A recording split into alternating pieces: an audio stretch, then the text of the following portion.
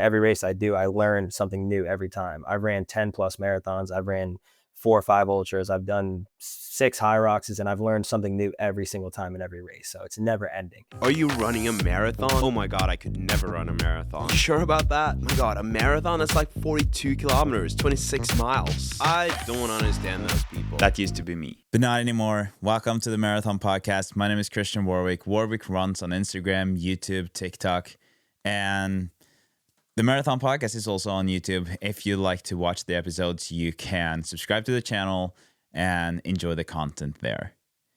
If you are new to the podcast, welcome. If you are a regular listener, welcome back. Really appreciate you all being here. And again, it feels kind of surreal how many of you guys are actually listening. So really appreciate that. And I hope that I can keep on providing you with the content that you are probably now expecting from me. I think that in this episode, I will be able to. We are joined by Matt Zelaya, who is a very impressive guy. He's doing a lot of things. He's just a big endurance athlete. Ultras, marathons, HYROX. It's really, really impressive to see what he's able to do. And I love his story from being one of the not so big football players to now doing some crazy stuff. I genuinely think that this episode is great for anyone who's into endurance, into running, and he kind of proves that the mentality is maybe the most important quality you can have in terms of reaching your goals, running faster, and just becoming better at whatever you are doing. It doesn't necessarily need to be about running, but I found all of the things that Matt talked about to be great tools to use. Just quickly before we jump to the conversation with Matt, I have been able to run pretty a fair amount this week. I'm slowly upping my mileage, and today I had a 20k long run in Trondheim, my home city. It feels good to be back. I'm very surprised by how good my fitness is, regardless of or especially with the 9 to 10 weeks off. So really happy about how things are going. And with that, I want to just jump straight to the conversation with Matt. Enjoy this chat, this conversation with an amazing and very impressive guy. Welcome to the Marathon Podcast, Matt. Thank you for having me, man. I really appreciate, giving the opportunity to come on here and, like I said, just chop it up and, give some knowledge back and forth, share some stories, and see where it goes. Yeah, it's funny how this all happened, because I think you commented on the reel of Felicia, she's like the queen of the Stairmaster right now, if that reel went viral. And I looked you up and I was like, oh, I really need to have Matt on because of all the things that you're doing. And I told you before we started recording that there are so many things that you are doing. How do you find the time for all of it?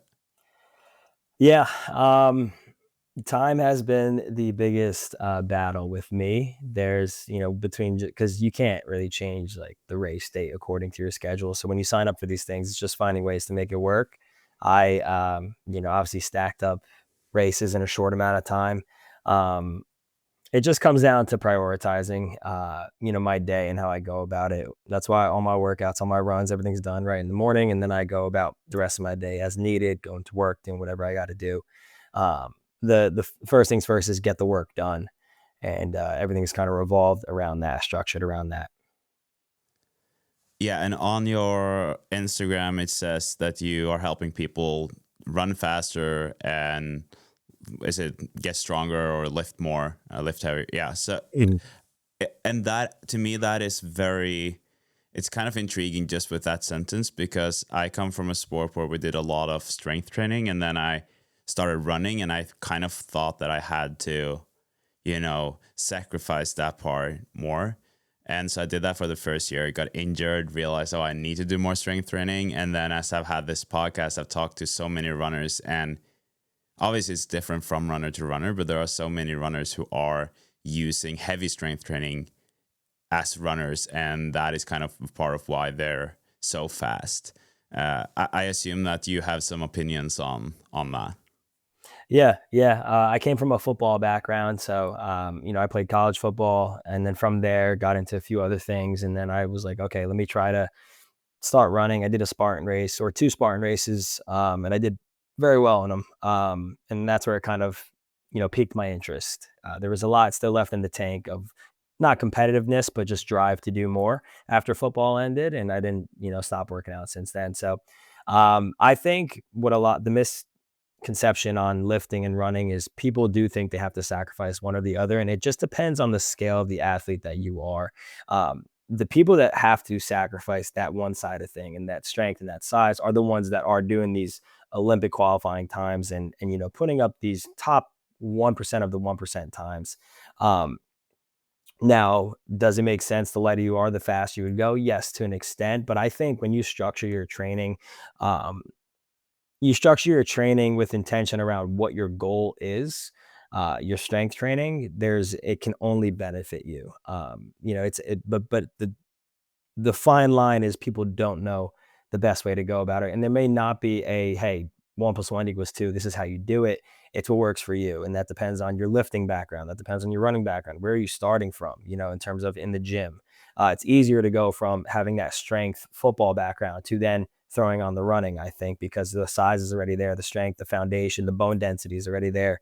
It really depends on a lot of things. And that's what I'm trying to really get to a lot of people is there is a way to make it work. And fun fact, last year when I was training for my ultra marathon, um, I hit my biggest PR on bench ever 2 weeks out from running 100 miles. And right there is to the broad eye doesn't make sense. Why? How am I benching 315 pounds at 165-pound body weight 2 weeks before running an ultra marathon?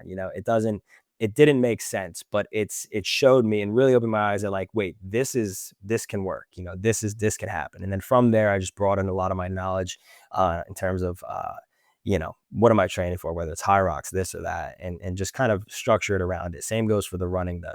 Whenever you're choosing to run a race, you train based off that course. If that course is going to be hilly, you're going to run more hills, you're going to do more Stairmaster stuff, so on and so forth. So I could talk on and on about it, but it's something I'm very passionate about for sure.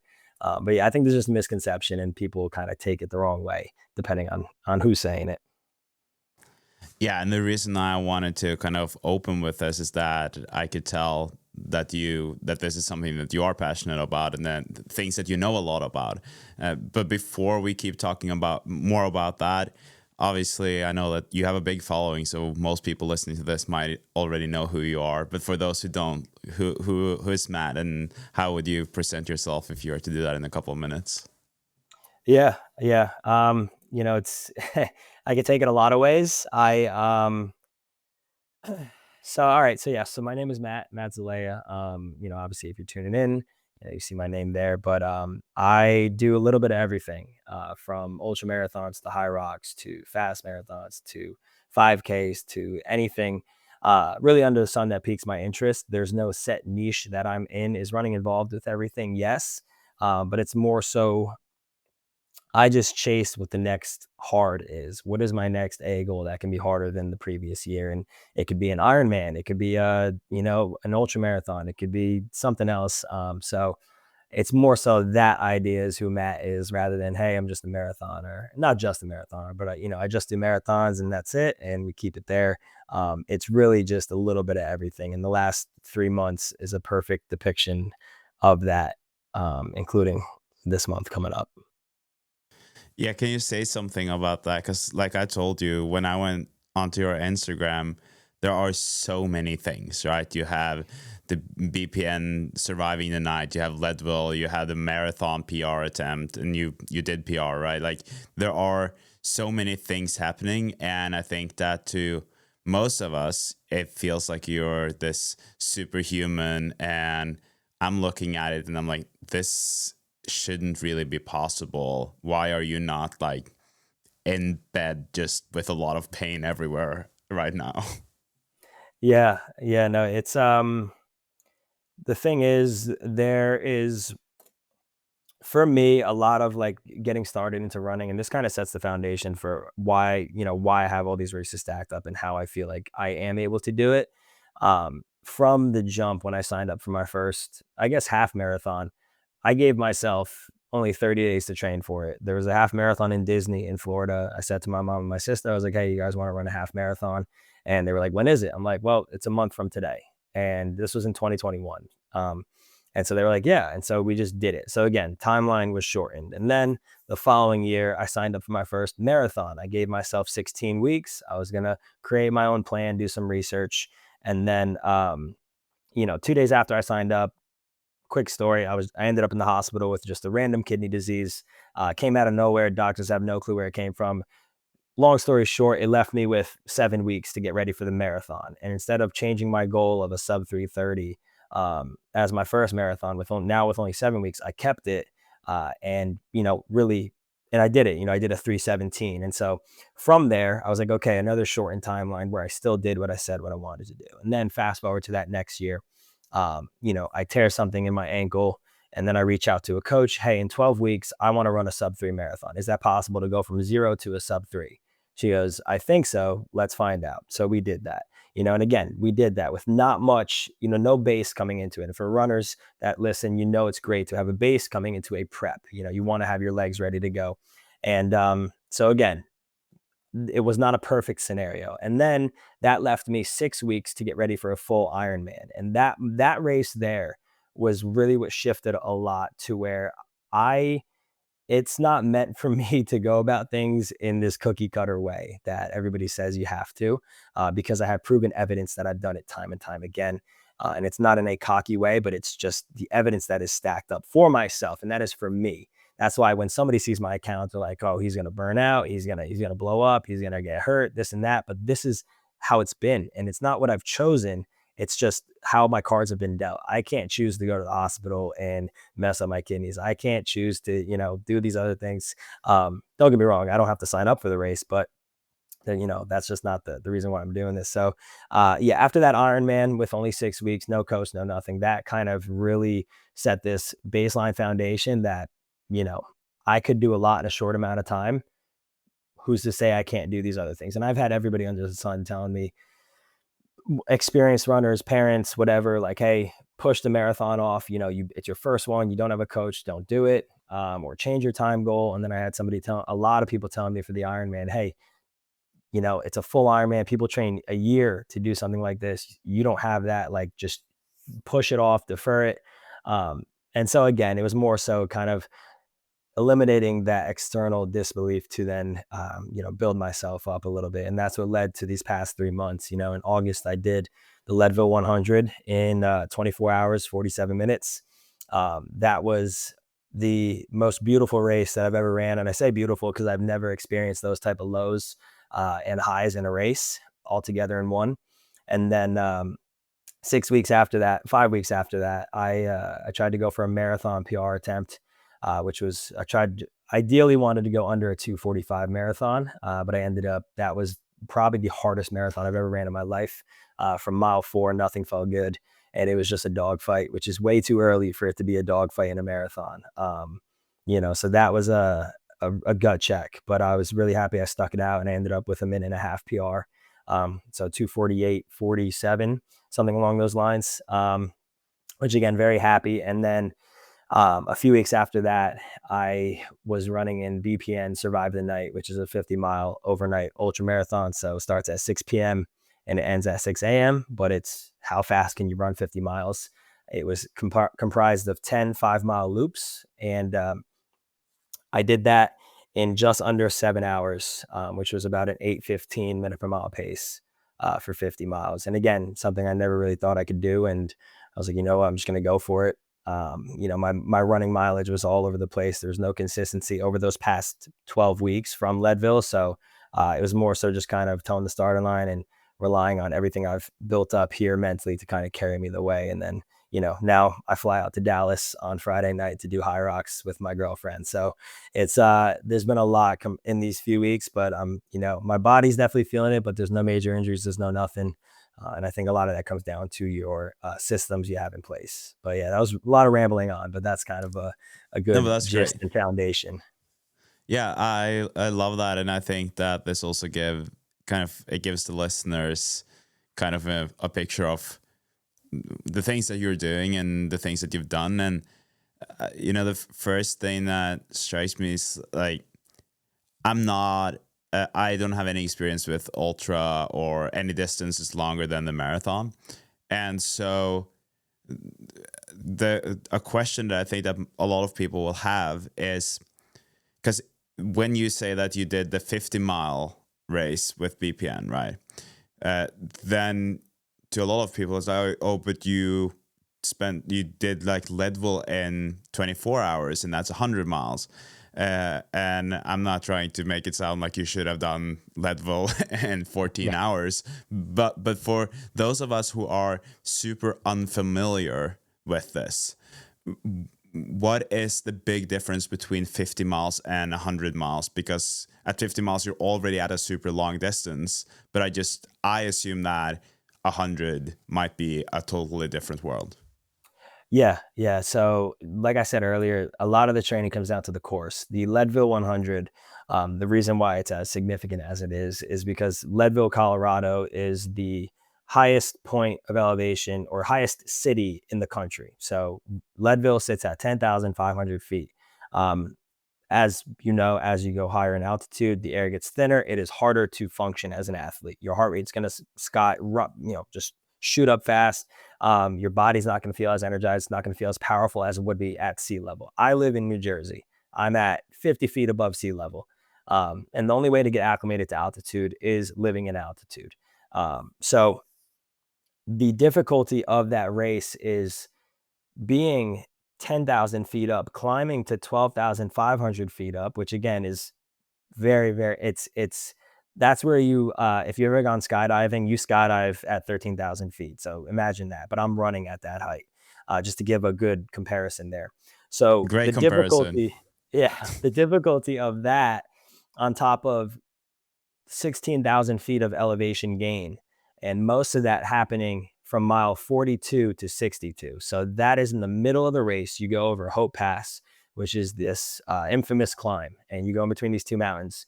And on the backside, you are climbing 2,000, a little over 2,000 feet in 2 miles. So it's a lot. For example, like the New York City Marathon is close to 1,000 feet of gain in 26 miles. I'm doing double that, a little over double that in 2 miles. So for people saying it's a hilly course, I could really show you a hillier a hillier race, but it's all different. So I think the difficulty of Leadville is the altitude and the elevation gain. And then I go to BPN, the 50 miler, and it's flat. I think it came out to just about 1,000 feet of gain, and it was maybe 1,000 feet above sea level. So my oxygen, wasn't dropping. Like my heart rate was pretty steady the entire time. In Leadville, my oxygen, we had a pulse ox. My mom is a respiratory therapist, so we were on all that. My oxygen dropped to 76, which is just not, if it doesn't go back up in that short amount of time with whatever remedies you come up with, you probably have to go to the hospital. But luckily enough, it went back up over 80, pushing towards 90, and we were good. So then I went back out again. And so there's a lot more factors that go into Leadville compared to BPN, because altitude, again, messes up your stomach. It messes up your pacing. It messes up everything. I've never thrown up in a race. At mile 88 in Leadville, I threw everything up.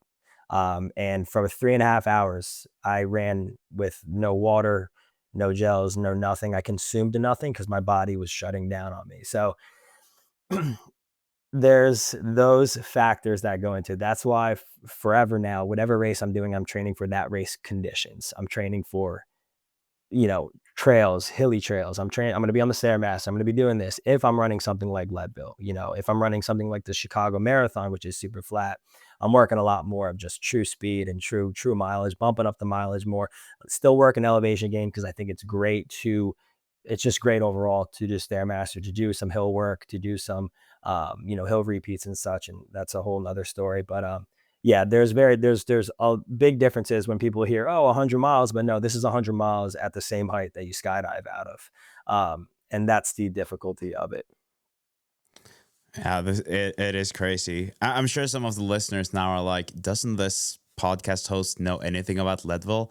I guess it's kind of like, especially for me coming from Norway, yes, I don't have that much of a relationship to Leadville, but I also feel like Leadville is a lot of people in the US will know about it, but Europeans might not know as much about it because ultras are getting so popular now. There are so many of them, and then you have some that are even more crazy. And when it's on a different continent, you might hear about just the very crazy ones. But I would also assume that, say you were doing Survive the Night and that was 100 miles, if we just made that comparison between those distances, that 50 to 100 miles is also kind of like a huge step. So you would still be far from just doubling your time if you were to run on the same course for 100 miles. What is your take on those two different distances just by itself, regardless of the elevation? Yeah, so I think once one, it comes down to race experience, and I think that goes for everything. You're never going to run your fastest marathon as your first marathon. You're never going to run your best HYROX as your first HYROX. You're never going to. It's just how it is as humans. You learn from things you should have done in that first race, in that second race, and that's why every race I do, I learn something new every time. I've ran 10+ marathons. I've ran 4 or 5 ultras. I've done 6 HYROXs, and I've learned something new every single time in every race. So it's never ending. Um, for your question, are you asking more so like if that distance, like what's the difficulty compared to 1 to 50 compared to 50 to 100? Or is it more so you're saying if BPN was 100 miles, what would be the difference between that 100-mile at that course and then Leadville? Yeah, so just to paint a picture, when I did my first marathon, I was like, how is it possible to run a marathon? Because I immediately went to the 10K and thinking about how I felt after 2 or 3K in the 10K race, right? And so I pictured myself feeling like that from 2 to 3Ks into the marathon. And I think that it's the same with ultras. Like, even if we just bump it up to 50 miles, or just but like as soon as you get to 50 miles, people might be like, how is that possible? Because I'm so tired at the end of the marathon, right? And then you do the 50 mile, and then it's like, how is it possible to do 100 miles? And so I guess like the approach to ultras in general, but also as soon as you get up to 100 miles, I would just assume that it's a great entry to do 50 miles, but when you go up to 100 miles, that is a different ball game Yeah. altogether. Yeah. Okay. Yeah. No, I get what you're saying, and I agree. It's also the idea that effort is relative to the distance. So I have a lot of people that may have not ran much, and they're like, oh, you ran a marathon, or you just ran 50 miles, like you'll be able to do any marathon you want. Like, and it's, or somebody here, for perfect example, you ran Leadville 100, you'll be able to do a 2:45 marathon. That's fine. Like, that's not a problem. But what they don't understand is my pace for Leadville was 14 minutes 30 seconds per mile, just about. And then for my marathon, I'm trying to hold a 6:15 minute per mile pace. So there's effort is relative at the distance. And so you need to know, that comes down to really knowing your body too. So for the 50 miles, my goal was to hold under an 8-minute pace the entire time. I wanted to see 7 something per mile pace as my average. And the last 5 to 10 miles, I just blew up. My legs just had nothing in me. I probably could have had caffeine. I could have just changed up a few things. There's a lot of things I could have changed up. Couldn't have gone out too fast. Um, with effort being relative, I think I'm not holding that pace for another 50 more miles. If that was a 100-mile race, I would have bumped it down definitely a little bit more, and went about it more strategically, taking more rest at my aid stations rather than just burning through it. But because I've done the 100-mile distance, it makes that 50-mile distance at a fast pace seem very attainable because I have that ceiling so high already. And so the 50 miles is within that ceiling. I just don't know if I can do at that effort I want to be at for that race, if that makes sense. Which is why I'm always gonna either be racing, like racing for myself, going all out, or I will always pace somebody or help them get to a PR, whatever it is. I don't really ever run. I don't want to say run for fun because it makes me sound like I'm like I don't have fun and this and that. But I have fun in every race I do. If people actually know me, they see that I'm always talking to people. I'm cheering on the crowd. I'm recording everything. I'm talking to everyone, whatever it is. Um, because you train so much for that day. So I try to keep the seriousness out of it. Um, but I'm very intentional with what I'm doing, with how I'm feeling and everything. But Yeah, it's effort is relative at the distance. I think that's the best way I would just explain it. And for those that are kind of trying to understand the idea of going from Leadville to the marathon to the 50 miles, it's not a straight line. It's different at everything. There's so much more pacing in the Leadville 100 compared to my marathon. So um, yeah, it's relative at all distances for sure. Yeah, because first of all, I thought that was a great answer.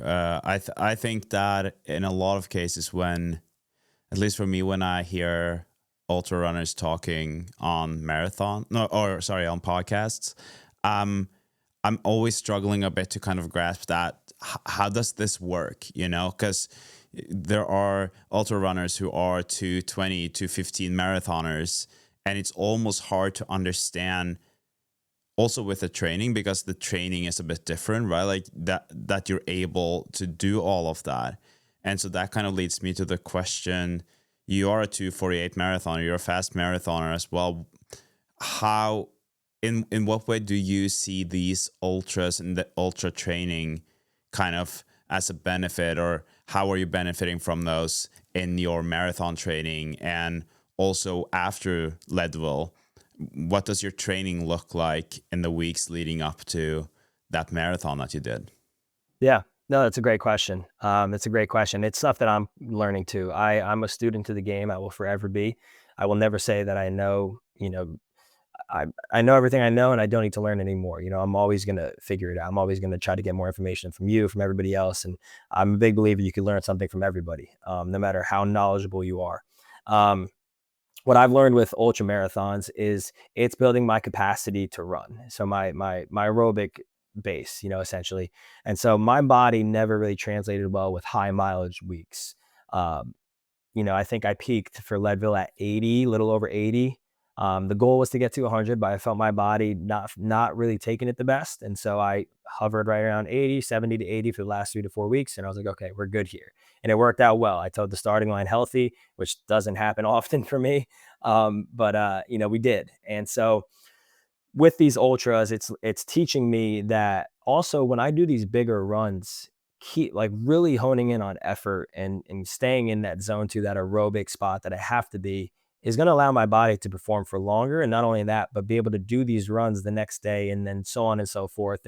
And it's your body's looking at it as like, okay, like this is an easy effort. This is what we could hold forever, and building that idea of, okay, we could hold it now even longer and longer. And so mileage wise, numbers wise, it's constantly raising my ceiling of what I can hit. And I think factoring that into then the marathon blocks, if I'm able to build up to an 80-mile week for my marathon, which I've never done I think my marathon block, the most I've ever built up to was 50. Um, I wanted to go more, but again, there was injuries that came in the way or just little bumps and bruises. If I'm able to build up, to 80-mile weeks for a marathon block while still getting so many just quality speed sessions in, there's so much more I can do now at that distance, and so I think ultras is really opening my eyes to that. Um, and at the end of the day, it depends on who you're talking to. I do think, higher mileage is going to allow you to perform better at a marathon distance, but it's not as deep as people think it is. The more you're running, the more your body's going to be used to running that, just running in general, running that distance, and then throwing in bigger quality speed sessions. So what I think a lot of people overlook is as you are increasing your weekly mileage, those the way I do it is those quality sessions, your speed work, your tempo runs, your long runs, and the quality session in the long run, that scales up as well. So your capacity to do longer quality speed sessions scales up with the weekly mileage going up. And so the longer you're able to do these harder sessions is going to translate so well to that marathon, to race day. Can you do big track workouts with 50-mile weeks? Yes, absolutely. But then, your mileage on other days, your aerobic mileage and your zone two work is going to be a little less overall. So one side takes the hit as the other side takes over. And that's kind of my view on everything, on how I've went about that. And then to answer your question with Leadville, it was just, I took a week off of running. My body bounced back pretty quick. And then from there, it was just a roller coaster. I think I got up to at most 45 miles. I hovered in the 30s for the next 4 weeks, dropped into like the 20s for 2 weeks, I think. So it was really just all over the place. do what I wanted to do. There was also a lot of traveling. I was in Japan. I was in a few other Texas, a few other states, and it's not an excuse, but it's just my body just never got a full chance to just get back into a smooth swing of things and back into my groove. And I'm finally getting back into my groove, 12 weeks later. But it's yeah, I just did what I could. I really made sure I hit some big quality sessions, big long runs with marathon pacing, and to give me an idea if I could even do a 2:45, if that pace is possible. There was one, I don't recommend this, but I think it was a week and a half before race day. I did because I failed my long run the week prior.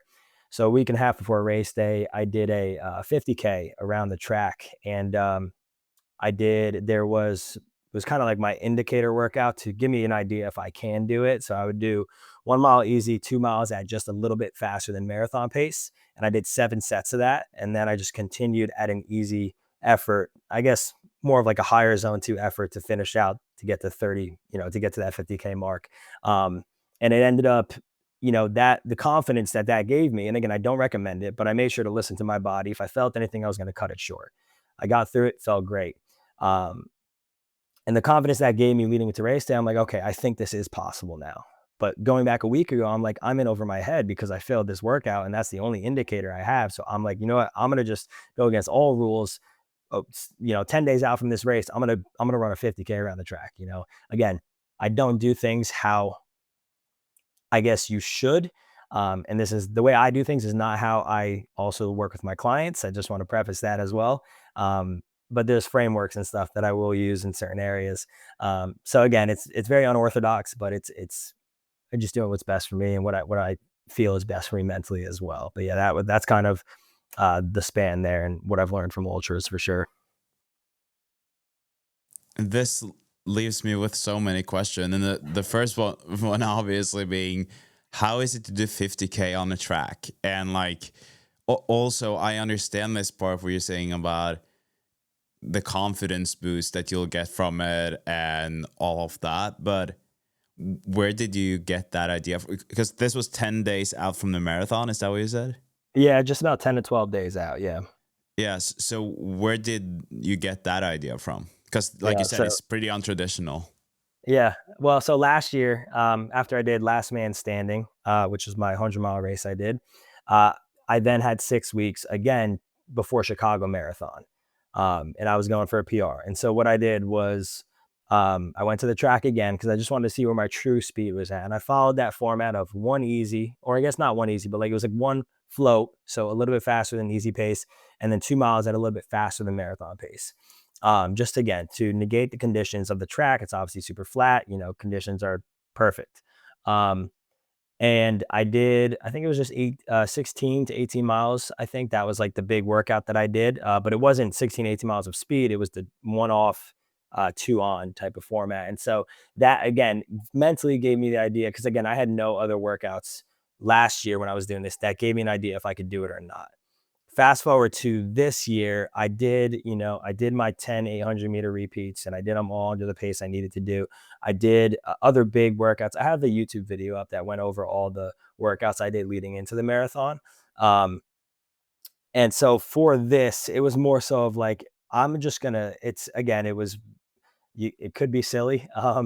But I made sure to not push over that line. I'm very in tune with my body. I made sure to not push over that line of like, hey, this is going to now linger and affect my race, or now my hamstrings bother me, this and that. Could it maybe have had an effect on the race? Yeah, it possibly could have. But then you could go talk to people who don't even taper for races, and then ask them the same thing. So it really is dependent on the body. And the guy who won the 50-mile, the BPN, he doesn't taper for races. He just he's a beast of his own. He's Um, crazy. yeah, but yeah, his time was insane. But yeah, so it's that workout I got from last year. I was in different shape last year. It took me 3 weeks after my 100 miles to recover, which only led me 3 weeks to really run 20 to 30 miles before my Chicago Marathon. Um, and so I needed just one big workout that said, okay, I can maybe do this. If there was a slight chance, then I'm going to go for it. And then fast forward to this year, that's where I was like, okay, let's push it a little bit more. And then I kind of pivoted, like almost like a little bit like during it, to let me run a 50K my average pace was a 6:52 minute per mile pace. And I'm like, okay, if that's my average pace for 31 miles, I think I should be able to to do the pace I want to at 26. But again, it's just, any given day your body can perform, and it really wasn't my day, that race day. I've never felt that bad that early in the race. It was really a dogfight. I was on pace until mile 17, 18, and then, obviously the wheels fell off. But yeah, still was a PR. I'm still very happy with it. But yeah, I don't recommend doing that. But at the end of the day, again, I'm just doing, you know, what I like for me. It's all for me, it's not I don't know. It's just the way I go about things. That's why I'm doing these, crazy things of these races in these 3 months, because not a lot of people do. But, based off my timeline and the experiences I've had and the evidence that I've stacked up, why not? Why can't I do it? And so yeah, yeah, I'm very, just very happy that my body's able to, Yeah. be healthy and bounce back and recover. No, I think that, if there's one thing that I learned from having this podcast is that I should never judge any athlete saying this works for me and that's why I'm doing it. Because I think that prior to this podcast, I would have been like, oh yeah, you probably shouldn't have done that. So like if you and I talked to each other a year ago, I might have been like, oh, dude, listen, you should stop doing that. And maybe I might not have told you, but I definitely would have thought that. Oh yeah. And I'm still thinking that, okay, I don't think that would have worked for me, but that's a different story. But I guess like the big question, if we look at that workout isolated, that I'm left with, is just 50K on the track by itself, totally regardless of it being for your marathon or whatever you're doing it for. It's just like I don't love the track. I feel like if I have to do 10 by K on the track, I'm bored. And so it's just like the last 2 or 3 reps, I'm just like, let's just get this over with. And then you are doing 50K. Yeah. Do you love 120 the lap. yeah, do you love the track? Like, do you enjoy it? Or is that almost like a mental game to push yourself mentally as well? Yeah, no, that's the first thing people say is they don't look at the distance, but they're like, wait, you ran. Then they try to do the math. And I'm like, yeah, it was 120 laps in a circle. Um, I don't, I don't, I mean, this is going to be broad. I don't love really anything, any specific thing about running. I think it's everything that comes from it, mentally, and the gain from it.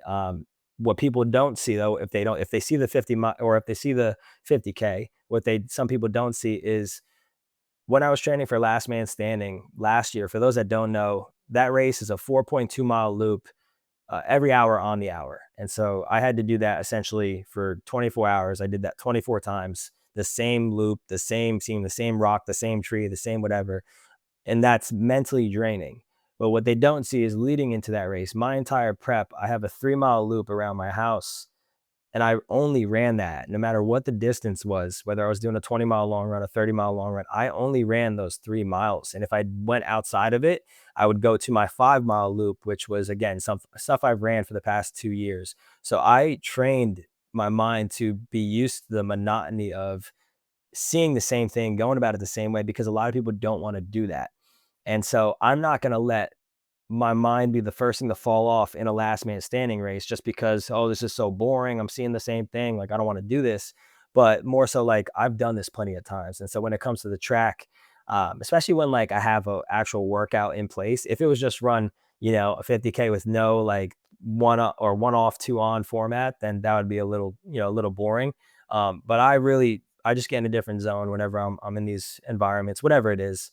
And again, it comes from the races I've ran, and I think Last Man Standing showed me that, there's no, you got to get used to being bored. And even for Leadville, I have a one mountain in my town, and it's 3 miles out, 3 miles back. So in 6 miles, it's 1,000 feet of gain. I ran that 3 days out of the week, for every single run I did, basically for like my long runs, for everything, because that's the only gain I could find on a trail near me, and I didn't want to drive 30 minutes to an hour away. So again, used to the monotony, the redundant of just nature of just these things is because I only focus on the work in place and take the emotions out of it. I don't let the emotions of, oh, this is going to be so boring, stop me from the work that's in front of me. It's more so I'm doing the work when I don't want to, no matter what it is. I'm going to run that same trail no matter what it is. I'm actually going to go back to it, I think, tomorrow and start incorporating it again. Um, but I will never let the emotions of, oh, it's raining outside, oh, it's windy outside, oh, it's this, oh, it's that, take away from the actual work in place. And I think that's just what it's been forever. It's just been how I've been, especially with football, setting the foundation. I'm not a tall guy, I'm not a big guy, I'm 5'7", 170 pounds. I just always had to do a little bit more than everybody else to try to make my mark on the field. And it kind of set the foundation from there. And that's the same format of all this, just doing the work nobody really wants to do. And that's usually the work you should be doing. It's the work that has the most resistance is the one that you should be doing. And I heard that in a podcast recently, and it's true. It's true. And that's why my first instinct is, hey, I don't want to run today. I'm outside right away and I'm going for that run. So it's a clear indicator of, it really guides your decisions in a way. I love that. That is amazing. Kind of turning that, if you can call it the weakness or your head trying to make you weak, into actually a strength. That's amazing. Yeah. Okay. Yeah.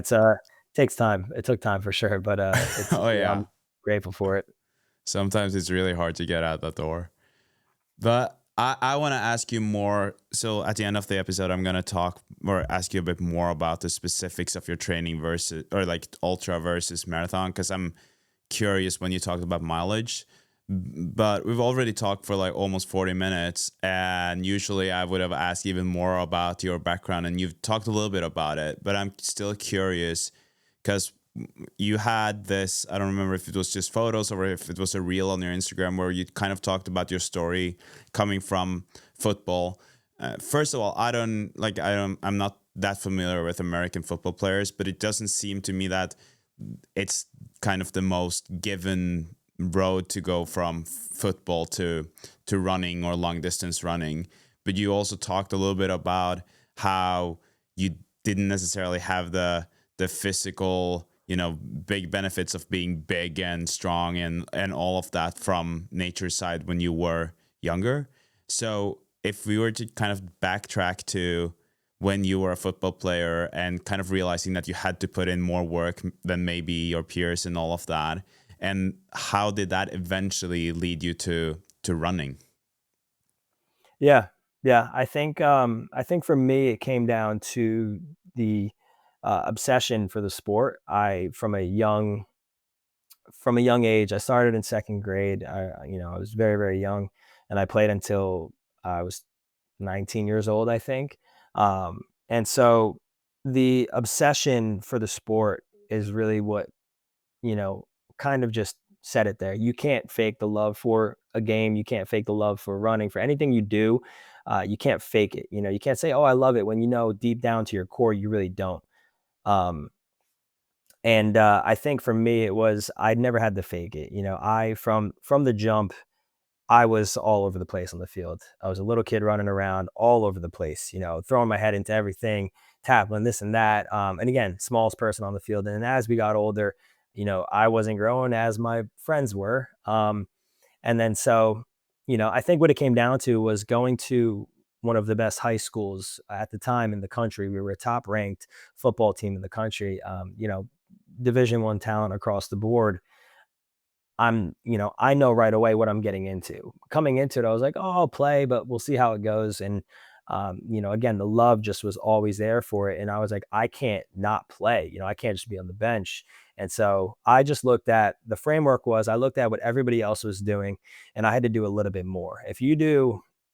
It's a very fine line here, not a very fine line, but it's very easy framework to think about. If you do what everybody else is doing, you go to the same lifts, you go to the same practice, you go to the same meetings, you're studying only when your other teammates are studying, you're moving at the same pace with everybody else. So those other people in my position that are 6 foot and faster than me, they're already up here as I'm now moving like this with them. So I'm already still behind. So that's where then I took the work that's in front of me. I have to now do more. I'm now staying after practice catching footballs. I'm now studying more plays, every position on the field in case they had to throw me in anywhere.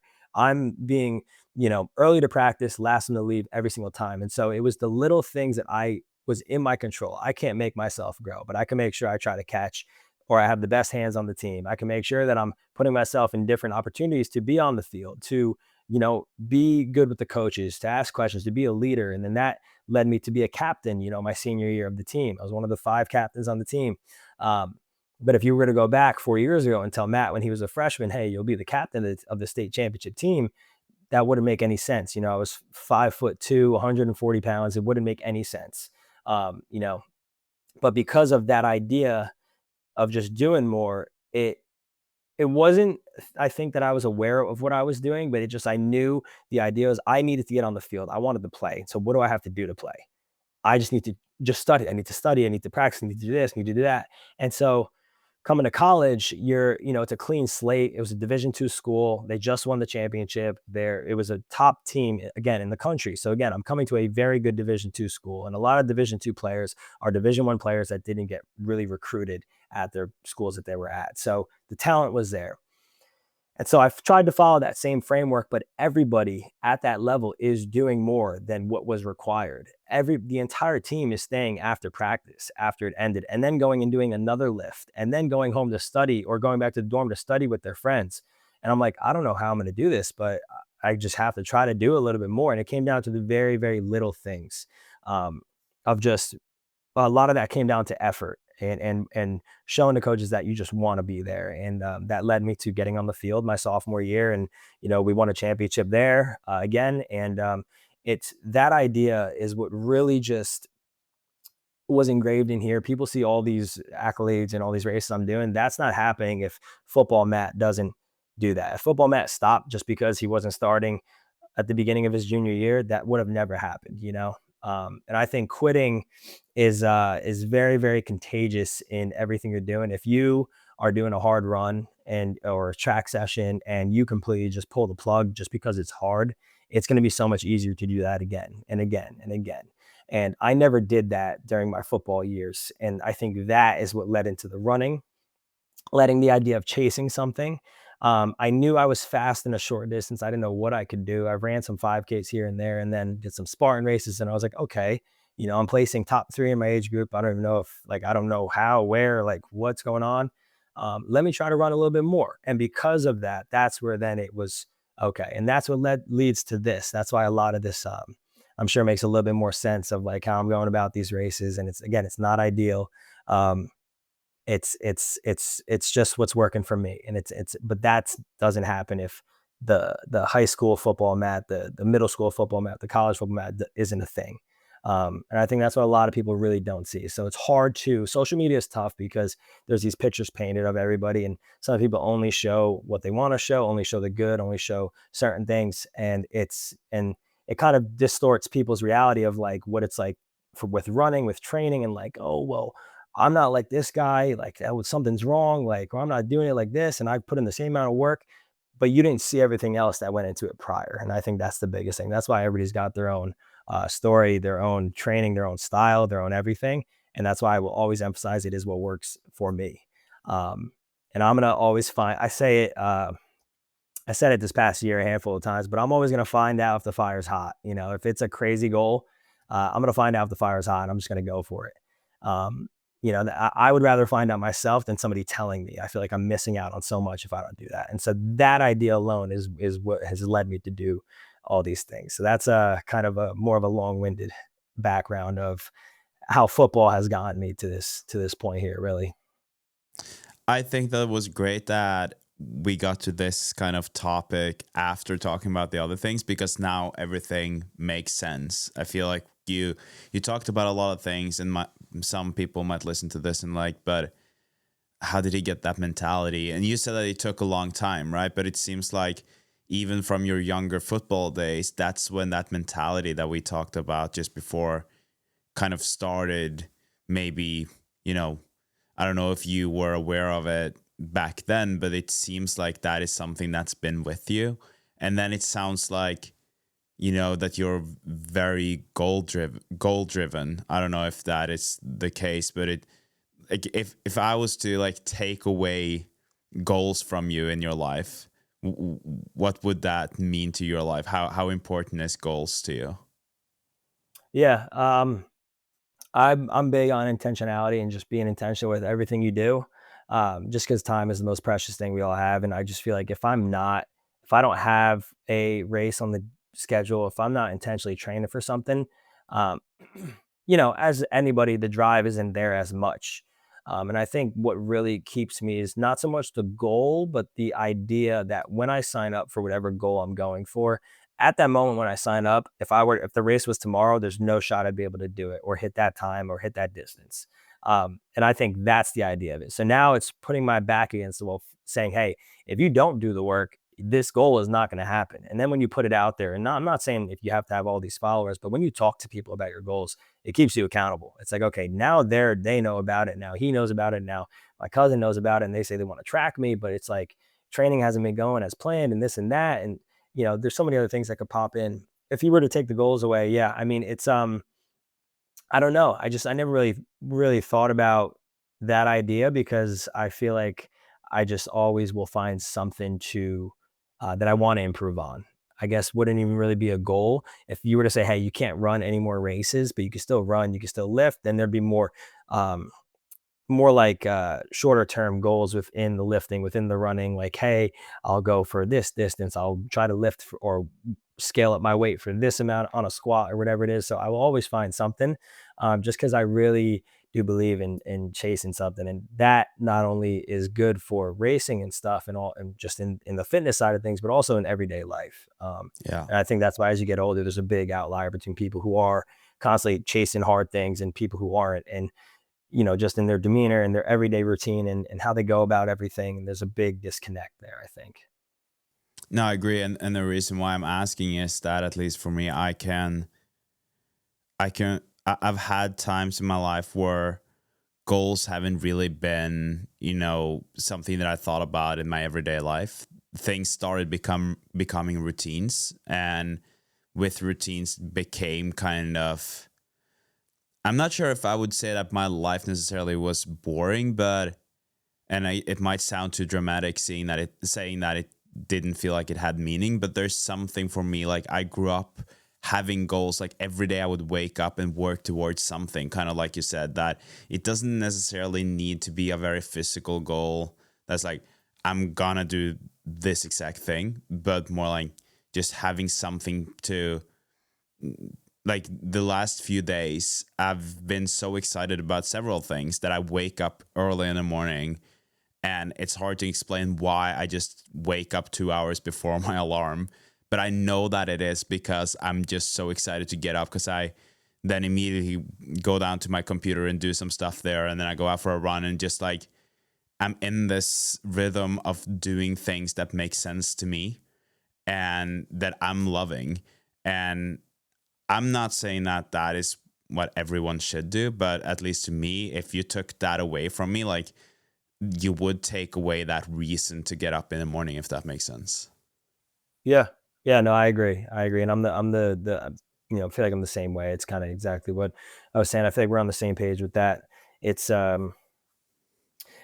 it's hard for people to understand that don't do these things, I guess, that don't chase that hard goal or any goal really. More so people that, hey, I'm just gonna go to the gym, go to my job, come home, eat, go to bed. And there's no, I don't want to say no intentionality with it, but majority of the difference between that person or person A and then person B, which let's say it's someone like us, where we're, hey, I'm gonna wake up, I got to get my run in, my lift in because I have my triathlon, my sprint triathlon, in 4 months, and then I got to go to work, and then I got to make sure I have a big healthy meal to fuel my body, and then I got to get a good night's sleep. And there's, just by you doing setting some type of goal, everything changes. The food you're consuming, you're conscious of it. You're eating better foods. You're conscious of the amount of sleep you're getting. You're conscious of what you're doing in the gym and the runs you're doing. There's intentionality behind it all, and I think that's the biggest difference between somebody who is signed up for something and going for something that has the same let's say they have the same job, same everything, their stuff is going to be a lot more, they're going to see a lot more results. They're going to be a lot more intentional with everything. They're going to be a lot more driven, even at work too. It carries into everything. And I think there's a big difference with that. And I think a lot of people that aren't on that side of things, that have yet to understand that, it's that's what I'm trying to push off to a lot of people, and like say like, hey, like just get it on the calendar, just get a date circled on the calendar, and everything will change. I promise.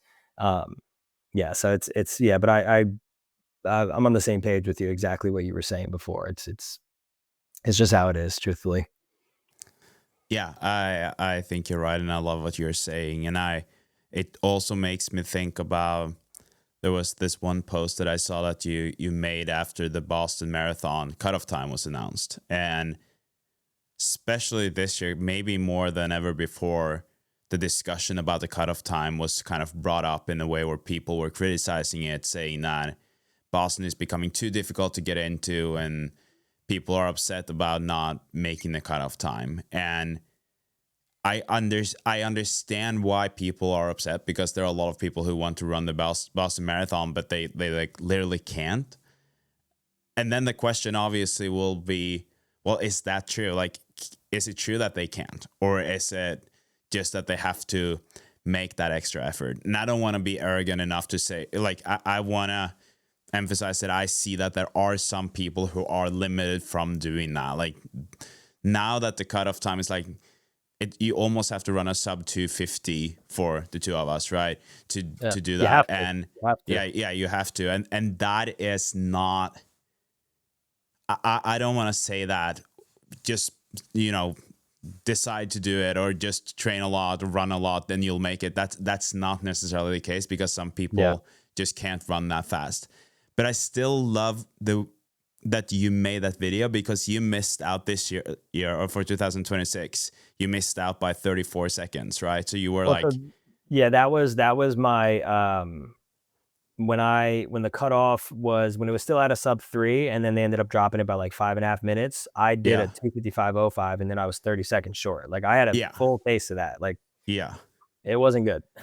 No, but then I love the kind of the way you were thinking about it, how you use it. Seemed like you use it more as inspiration, motivation, and all of that. And I want to ask you about that, because it does seem like, based on everything that you said so far in our conversation, that whenever something happens that is not like really going your way, whether that is, not having the same talent as everyone else, or not having that same time, or getting to do the thing that you want to, like running the Boston Marathon. I know that you've run Boston Marathon now, but like, what goes through your head, and how does things like that change the way you approach your training or your goals? Yeah, I think it comes down to the idea, if it was easy, everybody would do it, and it goes back to that idea of resistance. Whatever you feel the most resistance with, that's probably what you should be doing. Um, and that's on a broad scale. Going back to the Boston thing real quick, I think with a lot of people, if you broaden the timeline, it doesn't have to be a year, maybe 5 years, maybe you can get fast enough to do that. And it also comes down to, who are the people that are upset about this? Is it people that are 30 minutes off the cutoff time, or is it people who are 5 to 10 minutes off, with probably within a year to two of training, you'll be able to get that time? Maybe even less, depending on the person. So it just depends on who has a problem with it.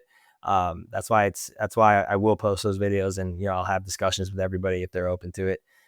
It just depends, and the people that miss it by 5 minutes, and they're like, oh, well, I'm not going to go for it because it dropped down 5 more minutes. That just says a lot about that person, not only with training but everyday life. The second there's some type of resistance, or it gets something doesn't go their way, they're going to fall back to that same demeanor. And it's that's why it's like, a lot, you can say a lot about a person, or it shows a lot about a person on if they're training for something, and everything in the fitness space, really. If you're training for something and then you show me how everything went, it'll say a lot about you, and what your responses were. um for your question, missing that time, it was funny. I'll tell you exactly what happened.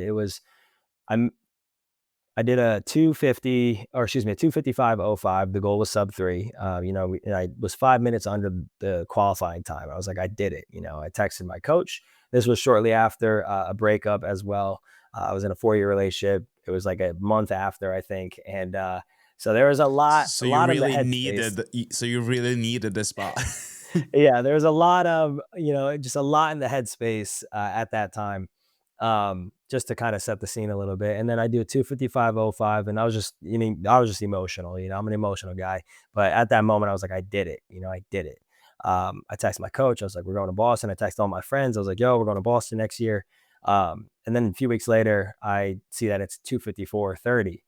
Um, I think it might have been within the hour of seeing that, I texted my coach. I said, "Hey, we're going sub 250 in Jersey City, which is a local race by me. We're going sub 250 in April."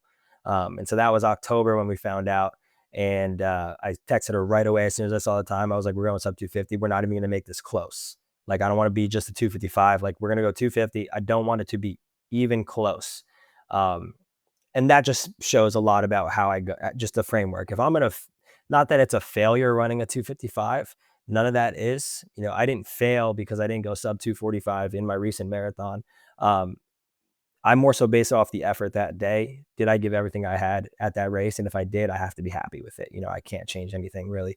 Um, I think for that idea, the decision you make after something doesn't go your way, like I said, says a lot about you. A lot of people would have been like, that's tough, and then maybe not go for it, or maybe try to do a 255 instead of a sub 250. But the way I'm just wired, hey, we're going sub 250. I don't care how crazy it is. And then fun fact about that race, 2 weeks, I had a base coming into it. I gave myself a 12 to 13 week prep, and started up with my coach. 2 weeks in, I herniated my disc in my back. So, um, and again, Matt, you should change your time goal. You should maybe push off your race. I was in PT every week. I ran on the treadmill the rest of that prep and ended up doing a 2 hours, 50 minutes, and 30 seconds. So again, things were not ideal. Conditions were not ideal. Everything was telling me, Matt, it's going to be tough to run a 250 with a herniated disc. But the idea of that being as hard as it is, and now I have this in my way too, that it just excites me. It excites me because now I'm like, okay, now I'm really putting myself as an outlier in this situation. Like, let me see what I could do here, and again, what works for me. And yeah, my coach was with it and we just went for it. And, we ended up qualifying for Boston, and then that was where it was, just a domino effect from there. So, grateful I stuck it out. That's why I think you always have to see things through no matter the conditions that you're facing. And, you just got to understand too, it's never going to be your last race. You're never going to, it's not going to be the last race you run. If you don't hit your time, it's not the end of the world. It's just, there was a 26.2 mile race that day. There's another one, probably another few weeks from now, so, it's just kind of taking the seriousness out of it too, but also understanding like, hey, based off conditions, I'm going to give everything I can here, for myself. I'm not trying to be a hero. I'm not trying to push this story out that, I'm Superman, this and that, but it's more so for myself. And again, stacking that evidence that we're doing it. So yeah, that's just kind of my framework with it all. If I do miss a goal, especially for something like Boston, I'm going to try to come in and hammer underneath that. So it's just how it's always been. But I think it's great what you're saying, and I think that there are also like what a lot of people can take away from this, and why I honestly think that the Boston standard right now can be so helpful to a lot of people is that, just like you said, that you you might feel like you've pushed it as far as you can. Like you did a 255, or 54 maybe. Like you've felt like you kind of you nailed it. Now and like you said, I'm gonna book my tickets to Boston, and then you get that kind of the rejection letter, and you can choose to be like, okay, that's it, I'm giving up on Boston, like that's not for me, or you push yourself. But and I totally understand, it sucks to have to wait for another year. You don't know if you have another good marathon in you. But then if come next year and you kind of PR'd another 5 minutes that you might not have done if it wasn't for that rejection letter, I think that is something that, if you just flip it a little bit, it forces people to get better. And I think that is also part of why the standard now is getting harder and harder. Yes, a lot of people are running fast, but also because people are like, I really wanna make it. Yeah. And because people have that mentality, more people will get in. Yeah. Yeah. No, I mean, I love it. I love that everybody's getting faster. I love that more people are running. I love that it's getting more competitive. I love that the standard is now, it's crazy that now a sub 3 doesn't sound as crazy to majority I of know. people. It's insane. But it just shows that the sub 3 was always the standard because of the qualifying time being that for that long. It was just a number. It's just a number, and I think I love it. I love it, honestly, because now it's just everything. And now with ultras growing too, you have all these younger guys coming into the space that are just hammering these crazy times. And endurance favors time. People that are winning ultra marathons are in their mid to late 30s, early 40s. Like it's it's just not older individuals, but like people that, from the blind eye, same with Ironmans too, and triathletes, like it's usually people in their 30s, mid to late 30s, sometimes early 40s. And it's a cool thing to see, but I think I love that all of it is growing in popularity because it's just going to force everybody to want to be faster, to want to run more, to want to chase more. Now it's either going to force them to do that, or it's going to be like, oh, well, there's no shot I'm going to qualify. So why am I going to do that? So again, your decision is going to say a lot about you.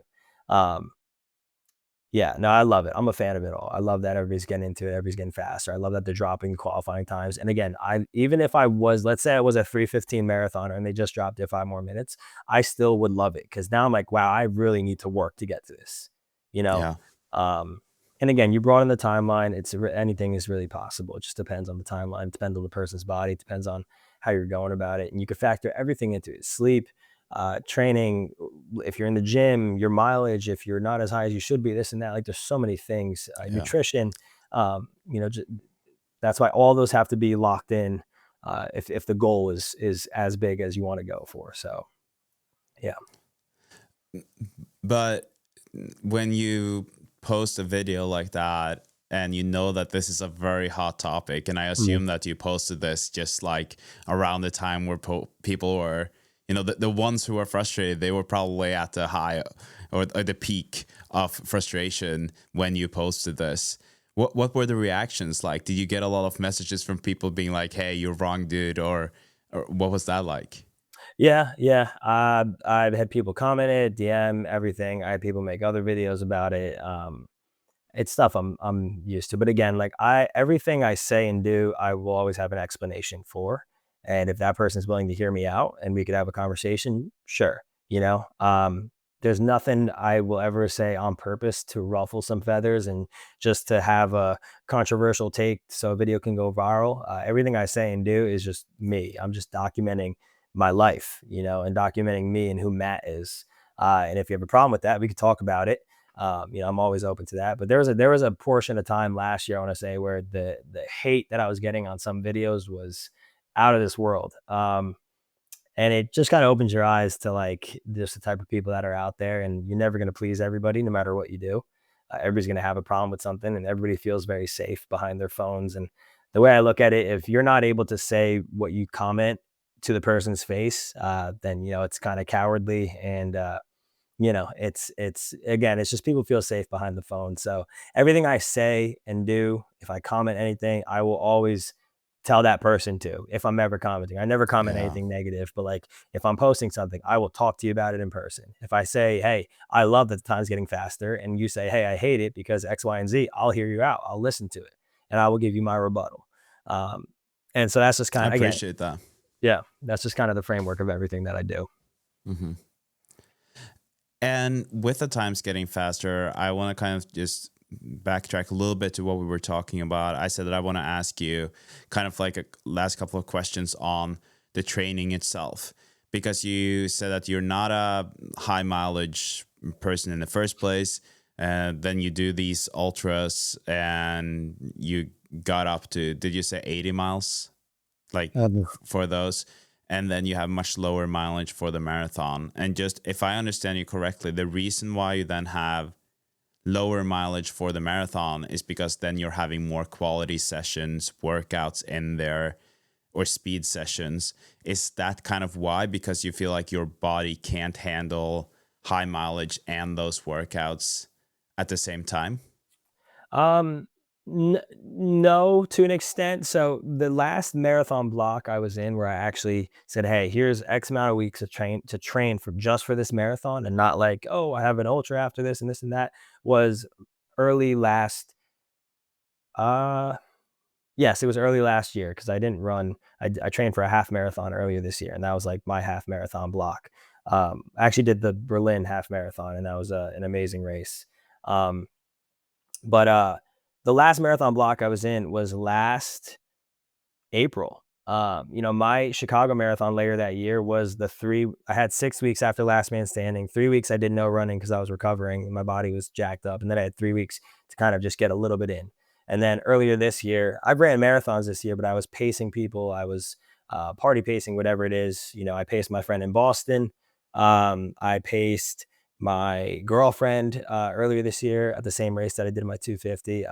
So I haven't had like a big marathon block in a while, essentially, which is why I'm eyeing up Chicago for next year. That's going to be my big, I'm going to do like a 16-week of big block. And that's where I'm really going to test the high mileage to high quality speed sessions. I want to see what I could build my mileage up to while still hitting big quality sessions and not getting injured or not getting hurt.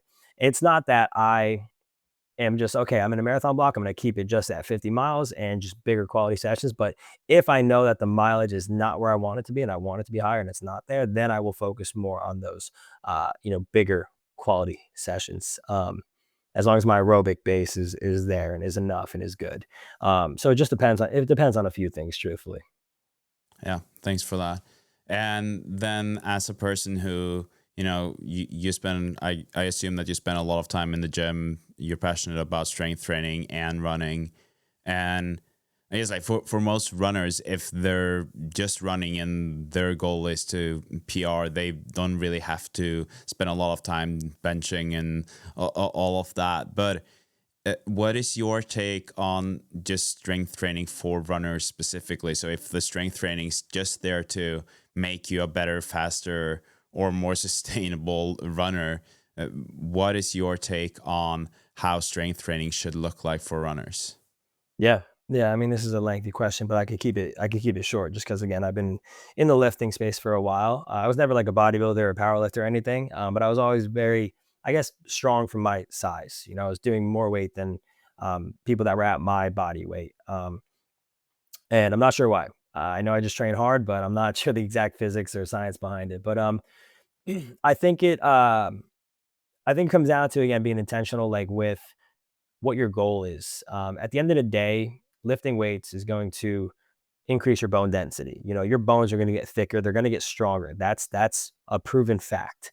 And that that fact alone is going to help you become a stronger runner, become a better runner. Now, when you factor in, hey, what movements can I do to become a stronger runner, to become a better runner, to do movements that'll strengthen areas that can cause injuries, common injuries, whether it's IT band, whether it's shin splints, whether it's runner's knee, whatever it is. If I'm now throwing in movements to that, to counter that, to be proactive about it, that's now going to even limit my chances of any injuries popping up and also going to make me stronger in that area. If I'm working deeper, deeper range of motion in certain movements. And I mean, there's so many things I'm really right now in the process of fine tuning like specific workouts for runners, essentially for people who are like, hey, what do I get into right away? Like, how do I go about it? And I think it just comes down to you want to have your one compound, just strong lift for strength. So whether it's a deadlift, if your deadlifting form is good, if not, do like a belt squat or back squat or front squats are great because also your core is super important with running as well. And I think a lot of people neglect that. Your core is your foundation for everything. And I think there's a lot of like single leg movements are great. Whether it's again specific single leg RDLs, single leg hip thrusts, so on and so forth. There's so many things to do, but I think if you do the research, if you really stack it up and do the research, and you don't throw too much on your plate right away, your body over time will thank you when it comes to running. And it might be a little bumpy patch in the beginning, but that's just your body adjusting. And I think I truthfully, if you want to be faster, if you want to be a stronger runner overall, like strength training will help you if you are training for it intentionally for that reason. But again, a lot of people just lack the knowledge of, hey, what do I do? And I think that's where there's the disconnect, because now you have people posting videos just to go viral and say like, oh, do this movement, do that lift, do this lift. When really it's just a lot of mumbo jumbo, and there's really no rhyme or reason behind it. So you just got to be careful. That's the pros and cons of social media. Yeah, but this is probably one of the best like explanations that I've heard on this topic, and especially what you're talking about with bone density, because that is something that I think a lot of people kind of forget. They think that, oh, it's just to strengthen, and yes, it will make me, make it possible for me to do more training, especially because I think the biggest fear that a runner has is a stress fracture, right? Because yes, there are a lot of injuries and they will suck, but you might be able to still run, and you can do some exercises. Like if it's IT band or runner's knee, you can actually do exercises, and that will kind of enable you to run still. If you have a stress fracture, you're out. Done. And and so like with what you're saying here, these are such good ways of preventing that. And so I just want to thank you for doing that. I'm probably going to make like a YouTube video with just this section, just because I think it was so good. No, but I love that. And I love to hear that take on it. And especially from someone like you, who you said that you've been struggling a little bit with the higher mileage, but you're still an ultra runner, you're a marathon runner. And my last question on this training would be to people listening to this, because I assume that some people listening to this episode, they might be intrigued to start doing some ultras themselves. And then we start kind of touching on this. Okay, this is risky. I'm sure there are doctors out there, PTs out there saying that is the worst thing you can do for your body, or I know that there are. And I don't agree with that. But if you were to kind of give one advice to runners who are considering doing that, how do you get into that space, and how do you, build your body and your mileage up? And what is the different approach, or I guess there's a different approach to that kind of running compared to marathon training? Yeah. So the mindset shift of ultra running is your easy. So my easy pace, my zone two is consistent. If you have a VO2 max test done, your zones no matter what, and your zone 2 is your sweet spot. That's the money maker there. That's how you're going to build the aerobic base. So a lot of people that say they're zone 2, first off, are probably completely wrong. Because you haven't gotten a test done. If you haven't gotten a test done, the data is not there to show. There's not evidence to show. You're just going based off 180 beats per minute minus your age, which can be accurate for some people, but I have a client and a very good friend. Her zone 2 is 155 to I think 168, way higher than majority of people, but that's her zone 2 based off her VO2 max test. She's extremely fit. She did 113 miles at a last man standing race in August. She's done a 3:13 marathon, and it's her first year running. It's been a year of running, which is crazy. No prior athletics experience before that. She's an anomaly. And I always bring her up in these conversations. But for ultra running, you need to get out of the mindset of, for example, when I do like an easy pace during a marathon prep, I might run at anywhere from like a 7:45 minute per mile pace to an 8:30. It depends on my body that day.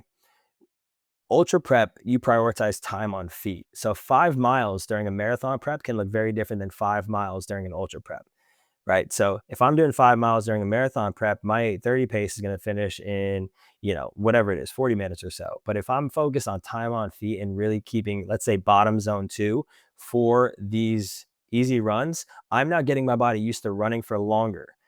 Just because I'm shifting that mindset of, I'm going to be running for longer, I'm going to have more time on my feet during an ultra marathon. I need to get used to that. So your 5 miles can look a lot different during a marathon prep, during an ultra prep, but your heart rate is going to be right in that same zone 2 spot. It depends on what side of the zone 2, whether it's bottom zone 2, high zone 1, whatever it is. Even if that is the case, slow down on your easy runs. And some people might not agree with that, but I think for people that are getting into it, that is a good way to do it. You play around with your cadence a little bit. Yes, you're taking more steps over time in that shorter distance because it's a shorter stride length, but still you are getting used to running for longer. And then when you scale it up to, let's say, a 20-mile long run, that might now be, instead of 3.5 hours, it might be 4 hours and 15 minutes, just because you're slowing down a little bit longer. And that's 45 more minutes that you are out there longer compared to if you were during a marathon prep. And I think you just follow that framework there alone, you're automatically gonna start getting the body used to it. And then that is where then the mileage starts adding on. The hard part is, don't pull the trigger too much on adding the mileage on, just because that is where obviously the injuries happen. It really, there is certain formulas you could follow, but it really depends on the person. It depends on your history. It depends on the strength training. It depends on the experience and what your body can handle. But there is that 10% rule of thumb for like every 2 weeks, you just add on 10% more mileage, or to the weekly mileage every 2 weeks. It is a safe way to go about it, but it's a very slow burn type of way. So it just depends on your timeline and everything. Again, a perfect answer. And I think that is something that a lot of us could potentially fail at when approaching that, because you're like, oh yeah, I'm doing ultras. That just means that I'm upping my mileage. Then I'm going to do like easy runs are easy runs regardless, right? Like, Mm. but that is something that I think it was the spring when I was watching a lot of ultra series on YouTube, and I kind of realized that, oh, the way they're running, it's very different. Like you can see it on their technique and the pace. And honestly, I felt like I was benefiting from that in my marathon training as well, because I try to almost copy that way of running and being like, okay, that's what I want my easy runs to look like. They don't need to be more than that. And obviously I didn't end up running as slow as I would have if I was training for an ultra based on your description or explanation of it, but it still helped me a lot. So I think that is maybe one thing that also marathon runners can learn a lot from ultra runners, to just Mm. go down, go slow, even slower, right? And I'm very happy that that is now a focus that most runners have. Go easy. So yeah, Yeah. thanks for that. Yeah. Yeah. No, of course. Yeah. It's I think easy runs are the hardest thing for a lot of people. It's Oh yeah, hard to go slow, yeah, intentionally go slow, because I struggle with this sometimes too. It's just, you just want to go, you want to move, but it's hard to think. I think what it is because with easy runs, you don't see the return right away. You don't see the hmm, reward right away. And I think it's the same within the gym though. You're not going to see your chest get bigger from doing 3 sets of 10 reps on the bench press that day. But if you do no, 3 sets of 10 reps, you know, once a week for 20 weeks, you're going to see a difference, when same thing exactly. with the easy runs, it's the same exact thing. You're not going to see it right away, but you're going to feel it down the road. And I Yeah, think that's what a lot of people gotta remember when they're doing it. yeah.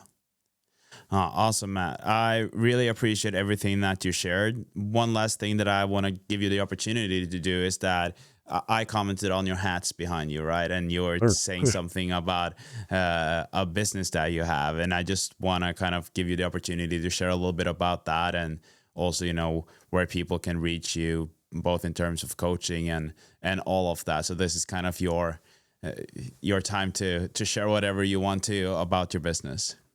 Oh, thank you, man. I appreciate it. Yeah, so I was saying to him, these hats like right over here. It's in my bio. Sunday Morning Club is the brand name, more of a lifestyle, leisure focused brand. Just really emphasizing, we could put a name on a hat and say, hey, buy our hats. It's more so emphasizing the type of person we're looking for.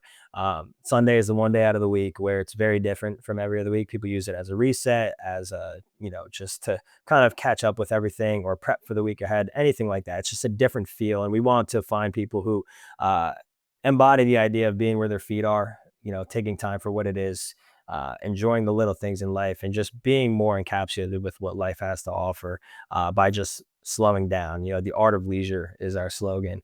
And I think there's a lot more you can find with slowing down. And it's funny, we were just talking about that, running slower and so on and so forth. The world is very go, go, go, and we're forgetting the beauty of stopping, looking around, stop and smell the roses, that whole saying, that's exactly kind of who we are and what we look for and the type of people we look for. And, if we have a new shipment of hats coming in with new styles and everything, and that'll be released probably within a few weeks. But there are still some hats that are available. Some of these here on the site. It's in my bio. You just click on the name and then go to the link there. And then in terms of following me on social media, it's Matt _Zelaya. I'm sure it'll probably be linked up Yeah, I'll somewhere in link it in here. the show notes as well. Yeah. Yeah. And then yeah, I'm just finished up revamping my coaching business just because now I'm doing full time online coaching and social media, which I never thought I would come to this point, but here we are. And yeah, it's been amazing. Been doing it for almost 2 years now. I've seen a lot of success with a lot of my clients. I've had sub 3 marathoners. I've had 100+ mile runners, 100K runners, so on and so forth. Fast 5Ks. So whatever it is, there's a questionnaire in my bio that you could fill out, and I kind of look through everything to see if it matches what I'm looking for, and then we'll hop on a call and could go through about that. Yep. But thank you, man. I appreciate you giving me the opportunity there to talk about the little things Oh, there. awesome. Yeah, I'm sold on the hat, so I'm gonna go buy one after this call. I appreciate you and that you took the time to do this, Matt. I'll learn a lot, and I'm starting to get to that point where especially the ultras are becoming more of a thing that I'm interested in and maybe Mm. like doing at some point. I have some goals with the marathon that I just want to do first, but also based on the things that you're saying, it could be a good combination. So I have to look more into that, but I appreciate everything that you shared about it. And again, thanks for your time. Yeah, no, thank you, man. Like I said, I really appreciate any platform just to be able to talk about these things because I think a lot of people could really take something away from whether it's something you said, whether it's something I said. As long as they're able to take one thing away from any of this, then we've done our job. So thank you again for giving just a spot to talk about all this. Awesome. Thank you. Yep. Again, thank you to Matt for guesting the Marathon podcast. Really, really happy to have people like him saying yes to coming on. And I know that these people have busy days, so just them taking the time means a lot. And with that, we're done for today. In the next episode, we are having David McLean on. He's the Irish champion in the marathon distance, 2:11 marathoner from Dublin this year. And if you remember the episode with Stephen McAuley, you know that Dublin Marathon is not a very fast course and the weather was not very good. So it's a great and very impressive performance. Again, thank you so much for listening. I hope that you've enjoyed this episode. I hope that you had a good run if that's what you did when listening. And I'll talk to you in the next one. You listen to the Marathon Podcast, brought to you by Wall Studio.